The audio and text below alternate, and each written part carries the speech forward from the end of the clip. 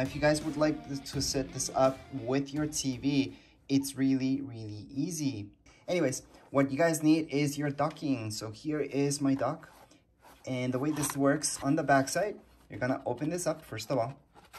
So you just open it up from the side. You guys can just pop it open.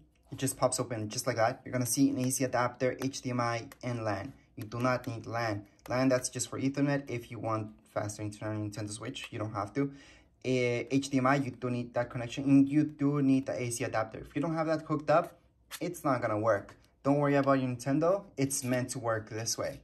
So what we have to do is just hook up our HDMI cables that came with our Nintendo. So here are the HDMI cables that came with the Nintendo. We're just gonna hook these guys up. So here's HDMI, here's Nintendo, same thing. So we're gonna go ahead and hook this up in here, just like so. And then here comes our charger. So this is the AC adapter that we're talking about. This is what you're gonna use to charge up your Nintendo Switch. Now you can charge it up here in the dock, or you can hook it up directly to your Nintendo Switch.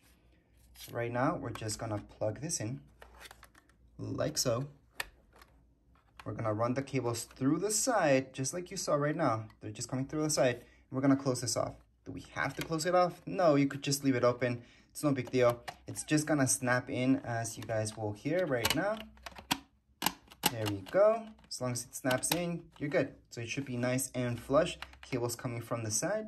Now this will obviously go to your monitor or your TV. Just make sure which source you're plugging it into. Just remember that one. So you will have to change your TV to source 1, source 2, source 3, depending which one it is. And this does have to be plugged in.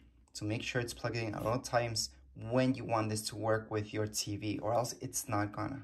Next up, what you wanna do is just take out the Joy-Cons from the sides. And that's because you want to have some controls, right? In order to do this, we're just gonna put this on the sides. And then, in order to place this here, you're gonna place it like so. So here's my Nintendo logo, all right? We're just gonna place it like this. So we're gonna insert it. And then once we insert it, we're gonna see this on our screen. So again, I'm just gonna slide in my Nintendo in here. And then on my TV, should be getting a signal right away. So again, just notice which HDMI you're at. And here's my screen. So I should see that it's charging. So up there, it should say it's charging. See, it is hooked up. That's the only way that's gonna work. Now make sure your Nintendo's not turned off. So make sure you can see the screen once you slide it in there. And then with your controller, you can just go ahead, go into continue. And you're pretty much done with the setup. It's that easy to set up with your TV. You don't have to do that much. And that's because it's that easy. So right now, what you have to do is control everything with your Joy-Cons. So I could choose my settings here, my system settings. And then scroll all the way down. You're gonna see TV settings. So here's your resolution. Most likely, everything's okay. But click on it and make sure it is what you want it to be. So if your TV can go up to 1080, go ahead and do that. That's all Nintendo can do anyways. And right here we have RGB. And right here we have our color range. So again, I would leave it as automatic. You could do just full range. I would choose that, but automatic should be fine for you. You can adjust the screen size. So if you see any problems, you could adjust it from here. So here's your safe zones. Everything's okay on my end. So I'm gonna leave it as 100%. However, I could bring it down to, let's say, 97 or so. So I could bring it down and just make sure everything is inside my screen. Right now, 100% is perfect. Other than that, right here, if you scroll down, you're gonna see a couple of more options, which does include TV sound.